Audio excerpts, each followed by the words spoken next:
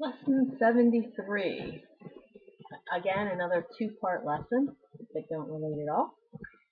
This one is factoring the difference of two squares, and we're going to go back to probability, but this time without replacement. So let's get going on this. We're going to be factoring, so far we factored trinomials. Remember all those factoring trinomial problems? Well, this time we're still going to factor. Remember what factoring is. We're going to take something and we're going to break it into two things that when you multiply it back together, these are the factors, you get what you started with. So let's just look at this. We're going to FOIL these two binomials, and I want you to see if you can find something that happens here, if you can recognize a pattern. So remember when we FOIL, we're going to do our first, so 3x times 3x is 9x squared. We're going to do our outer, we're going to get minus 6x, and then we'll do our inner, positive 6x, and finally our last, which would be the last two, would be minus 4. Now notice what happens. We have a minus 6x and a plus 6x, so they're going to add out. And we're going to end up without a middle term. We're going to get 9x squared minus 4. So we FOILed these two together and the middle term added out. So if you look at these two binomials, what do you notice about them? Think about that for a second. Do you notice that they're the same thing in each binomial except one is a plus and one is a minus? Anytime that happens where they're exactly the same with different signs, we are not going to have a middle term because our outer is going to be negative, whatever it is, our inner is going to be positive or vice versa, and our middle terms will add out. So what we're going to do in this lesson is we're going to start out with, this is a binomial, it's the difference, this is what we call a difference of two squares, not squares. So we get 9x squared, and you'll notice, first of all, before we get into factoring these, if you were asked to factor this, first thing you would notice is the first term is a perfect square, right? Because we would have 3x times 3x give us 9x squared. And we would also notice the last term is a perfect square because we have 2 times 2. Remember our perfect squares? 4, 9, 3 times 3, 16, 25, 36. These are our perfect squares. They're 2 times 2, 3 times 3, and then it would keep on going. So if you're asked to factor, the first thing you want to do is say, is this a perfect square? Is this a perfect square? And just notice it says factoring the difference of two squares. This has to be a negative sign in order to be able to factor a difference of two squares. Let's just jump right in with the problems. I think that you will find them not very hard. The hard part is just remembering what to do when you get there, when you hit them mixed in with other problems. So here's our first one. We have 9x squared minus 25y squared. And the directions for all of these are going to say factor. So when it says factor, the first thing we do, which isn't going to be a problem for these that we're going to do today, but I just want you to get in the habit, is to see if there's anything common between all your factors. And none of these problems today, there's not going to be anything in common, but always be looking like, can I take a 4 out of both of these, or 3? But there's nothing you can take out of the numbers, there's no common variables, so you can't take anything out. So you're going to factor, so you're going to come up with two sets of parentheses. You're going to notice right away that this is a perfect square, this is a perfect square. X times x gives you x squared, and y times y gives you y squared. Even the variables have to be perfect squares, and it has to be a difference of two squares. When you can recognize that this is a perfect square, this is a perfect square, and it's a difference, you know that both things in both parentheses are going to be the same, and the numbers that go in here are going to be the square root of whatever the terms are. So 9x squared, the square root of that, or what times what gives me 9x squared, is going to be 3x. So I'm going to get 3x and 3x. Basically, we just don't have to worry about the middle term. What times what gives me 25y squared? Well, it's going to be 5y times 5y.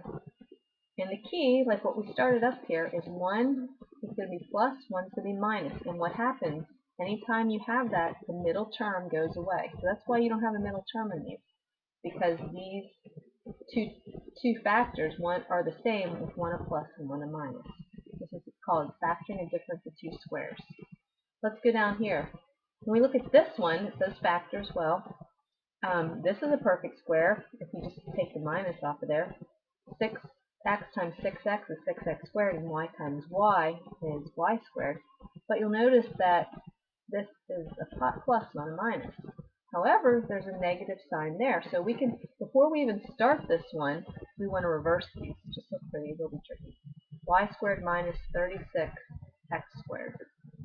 So once I reverse these, I'm going to take the sign with whatever, with the 36. Make sure you bring the sign with you. Now we have a difference of two squares. So now we make our two sets of parentheses. What times what gives me y squared? So that'd be y times y. What times what gives me 36x squared? That would be 6x. And we would have a plus in one and a minus in the other to assure that the middle term adds out. So we get minus 6xy plus 6xy. So we have no middle term. That's why it's a binomial.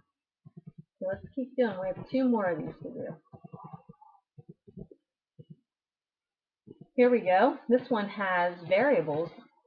Now you know that variables are perfect squares if they're even. If they're even, because we're going to be adding them. So we're going to say what times what would give me x to the fourth? Well, it would be x squared. What times what gives me y to the fourth? It would be y squared. And over here it would be 12. If I took the square root, it would be 12a to the third. Because we're saying what times what will give me 144a to the sixth? Will be 12a to the third times 12a to the third. So the square root of this is 12a to the third.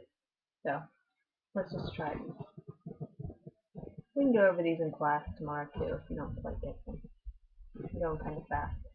So we say what times what gives me x to the fourth, y to the fourth? Well, that would be x squared, y squared times x squared, y squared.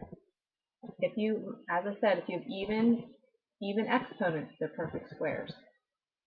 We need a plus in one, a minus in the other. What times what gives me 144? That'd be 12 times 12.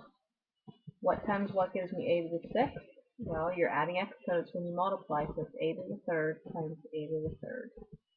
And that's all that's involved. Sometimes you can keep factoring. Like if this would have been a perfect square, you could have kept factoring these into two more binomials.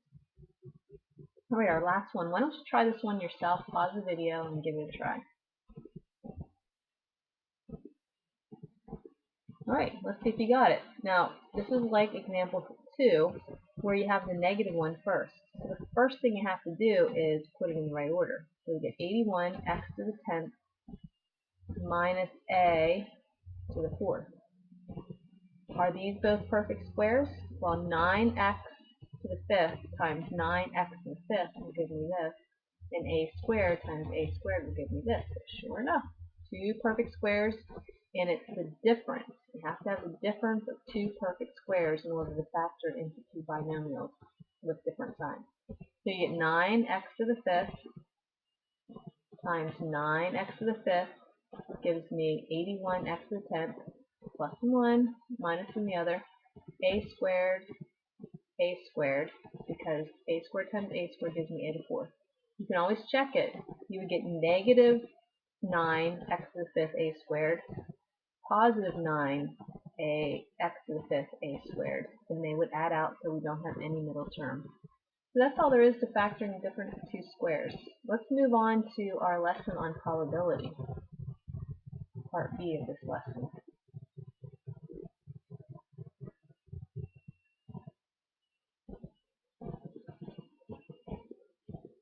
Alright, back to our urns. I really like these urns. Oops, I didn't make my little window big enough. I'm going to slide this around, I guess. An urn contains 6 orange marbles and 6 maroon marbles. 2 marbles are drawn at random. What is the probability that they're both maroon? Now remember, probability is the number of desired divided by the number of possible. This time we're going to have with replacement and without replacement. So just picture your urn. You have 6 orange marbles, 6 maroon marbles. How many total marbles are in this urn? In this urn, there's a possibility of having 14 marbles, right? So the first one is going to be an independent event. We're going to draw 2 marbles at random. If the marbles are replaced after observation, let's see how you do it. That would give us 2 independent results. So you did this in the other lesson we did on probability. So there's a total of 6 maroon marbles. So the first time you go in to draw a marble, you have 6 chances out of 14 that you get a maroon marble. Now we're going to replace our maroon marble back in, and we're going to see what we get the next time. Well, how many chances of getting a maroon one are there now? Well, you throw it back in, so there's still 6. So there's 6 out of 14 possibilities to get another maroon marble. These are independent events. They're drawn at random.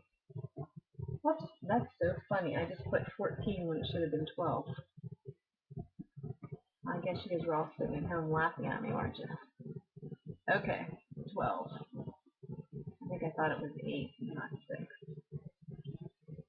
Okay, so you multiply those together and you get 36 over 144. Of course, that can be reduced to 1 out of 4.